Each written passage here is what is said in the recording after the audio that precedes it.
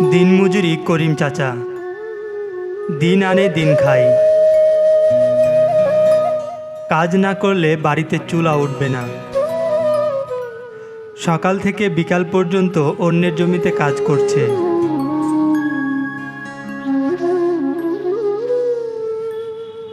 বিকালে কাজ শেষে মালিকের কাছ থেকে পারিশ্রমিক নিয়ে বাড়ির দিকে রওনা দেয়।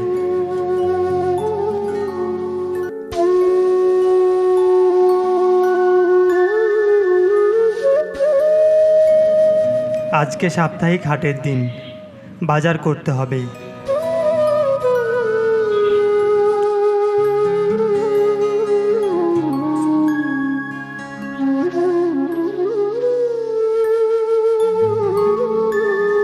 বাড়িতে এসে ছেলের হাতে 200 টাকা দিয়ে বলল, তোমার মাকে দিয়ে দাও, কালকে কিস্তি নিতে আসবে, 100 টাকা দিতে হবে, আর বাকি টাকা তোমার প্রাইভেটের বেতন দিতে হবে। করিম চাচা 100 টাকা নিজের কাছে রেখে ছেলেকে নিয়ে বাজারের দিকে রওনা হলো। ক্লান্ত শরীর নিয়ে গাড়িতে উঠতে চাইল, কিন্তু অল্প টাকা বাঁচানোর জন্য গাড়িতে না উঠে হেঁটেই বাজারের দিকে গেল।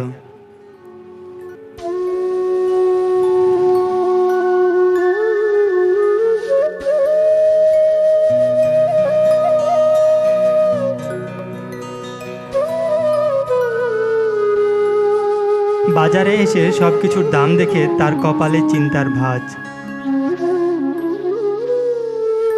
আলু ভর্তা খেতে গেলেও দীর্ঘদিন থেকে আলু 50 টাকার উপরে দাম, চালও 50 টাকা, অন্য সবজিতে আগুন লেগে আছে।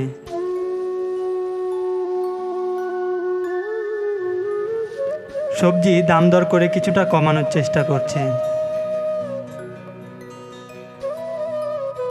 তার ছেলে মিষ্টির দোকানে বারবার তাকাচ্ছে।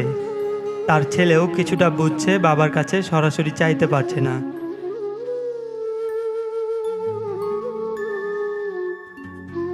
শেষমেশ চাল ও আলু পটল নিল।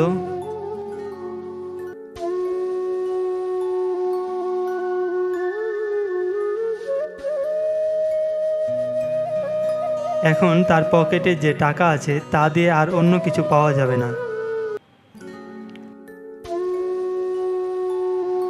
তারা নদীর ধারে এসে নিজের কপালের দোষ বলে নিজেকে সান্ত্বনা দিচ্ছে।